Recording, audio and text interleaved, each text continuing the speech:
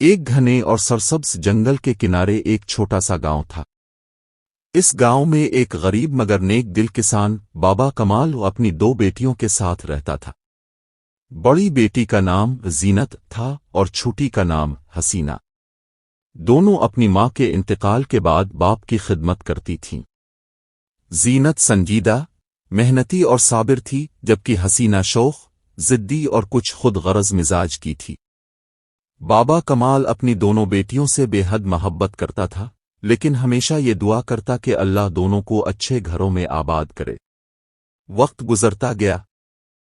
گاؤں کے لوگوں نے بابا کمال سے کہا کہ تمہاری بیٹیاں جوان ہو چکی ہیں، اب ان کے لیے اچھا رشتہ دیکھو۔ ایک دن اچانک دو مختلف رشتے آئے۔ زینت کے لیے رشتہ آیا ایک سادہ مگر دیانتدار لکڑہارا بشیر کا جو جنگل میں لکڑیاں کاٹ کر بیچتا تھا، اور حسینہ کے لیے رشتہ آیا ایک چالاک مگر خوشحال تاجر کریم کا جو جنگل کے اندر قیمتی لکڑیاں خرید کر شہر بیچتا تھا۔ بابا کمال نے سوچا کہ قسمت نے دونوں کے لیے کچھ الگ راستے رکھے ہیں۔ دونوں کی شادیاں ہو گئیں، اور قسمت نے کچھ عجیب فیصلہ کیا۔ دونوں بہنوں کی سسرال ایک ہی جنگل کے مختلف حصوں میں تھیں۔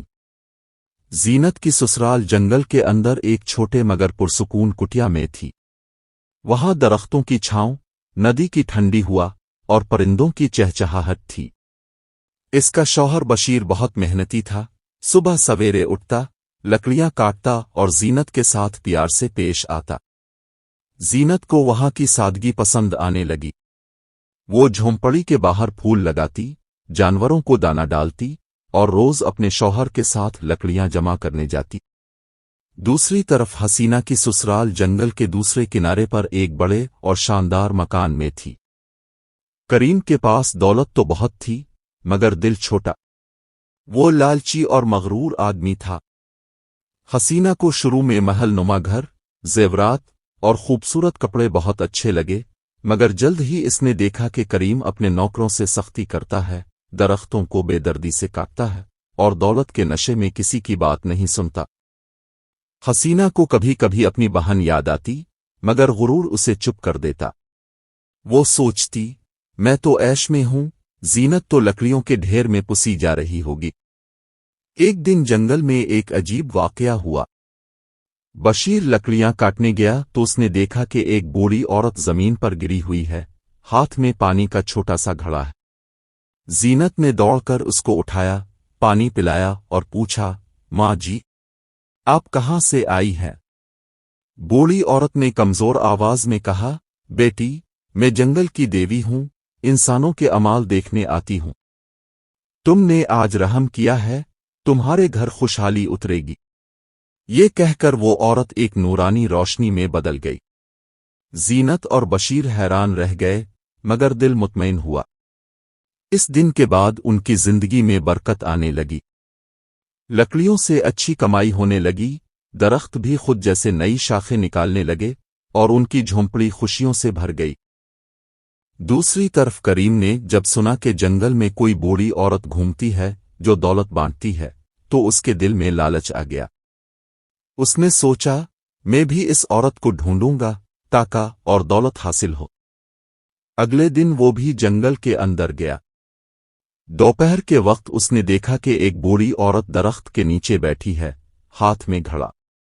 وہ فوراً دوڑا، مگر نرمی سے نہیں، غرور سے بولا، اے بڑھیا، سنا ہے تو خوش نصیب بناتی ہے، جلدی بتا، میرا خزانہ کہاں ہے؟ بوڑھی عورت نے اس کی آنکھوں میں دیکھا اور دھیرے سے کہا، انسان کی اصل دولت اس کے دل کی نرمی میں ہوتی ہے، دولت کی ہرس میں نہیں۔ کریم نے تنزیہ ہنسی ہنس کر کہا، مجھے نصیحت نہیں چاہیے، خزانہ چاہیے۔ بوڑھی عورت نے افسوس سے کہا، جب انسان کے دل میں لالچ بڑھ جائے تو جنگل کی برکت روٹھ جاتی ہے۔ جا، اب تو دیکھ اپنی سسرال کا انجام۔ جب کریم واپس گھر آیا تو دیکھا کہ اس کے گھر کے درخت سوکھ چکے ہیں، مویشی مر گئے اور نوکر سب بھاگ گئے۔ حسینہ پریشان ہو گئی۔ وہ چیخ کر بولی، یہ سب کیا ہوا؟ کریم بولا، مجھے نہیں معلوم، سب کچھ برباد ہو گیا۔ اس وقت حسینہ کو اپنی بہن زینت یاد آئی۔ وہ دوڑتی ہوئی اس کے پاس پہنچی۔ زینت نے اپنی بہن کو گلے لگایا، آنسو پونچھے اور کہا، بہن، اصل خوشی دولت میں نہیں، دل کے سکون میں ہوتی ہے۔ کریم بھی شرمندہ ہوا۔ زینت نے دونوں کے لیے کھانا بنایا، اور بشیر نے کریم کو اپنے کام میں شریک کر لیا تاکہ وہ نئی زندگی شروع کرے۔ کچھ دنوں بعد کریم نے اپنی غلطیاں تسلیم کیں، درختوں کو دوبارہ اگانے لگا، جنگل کی حفاظت کرنے لگا۔ آہستہ آہستہ اس کی زندگی میں بھی سکون واپس آ گیا۔ بوڑھی عورت دوبارہ ایک رات ان کے سامنے ظاہر ہوئی، بولی، اب تم نے سمجھ لیا کہ قدرت کے ساتھ محبت، دوسروں کے ساتھ نرمی اور محنت ہی اصل سونا ہے۔ جو دل کا امیر ہو وہی سچا دولت مند ہے۔ دونوں بہنوں نے شکر ادا کیا۔ اب جنگل میں ان کی دو سسرال محبت اور برکت کی علامت بن گئیں۔ گاؤں والے اکثر کہا کرتے، جو نرمی سے جیے، اس کے دروازے پر برکت خود آتی ہے۔ کہانی ختم ہوتی ہے، مگر سبق ہمیشہ رہتا ہے۔ لالچ سے بچو، محنت کرو، اور دل صاف رکھو۔ اللہ ہمیشہ ان کے ساتھ ہوتا ہے جو دوسروں کے لیے آسانی پیدا کرتے ہیں۔ اگر آپ کو یہ کہانی پسند آئی ہو تو ہمارے چینل کو سبسکرائب ضرور کریں تاکہ آپ کو ایسی ہی مزید سبق آموز اور دلچسپ کہانیاں روز مل سکیں۔ آپ کا ایک سبسکرائب ہمارے لیے نئی کہانی لکھنے کا حوصلہ بنتا ہے۔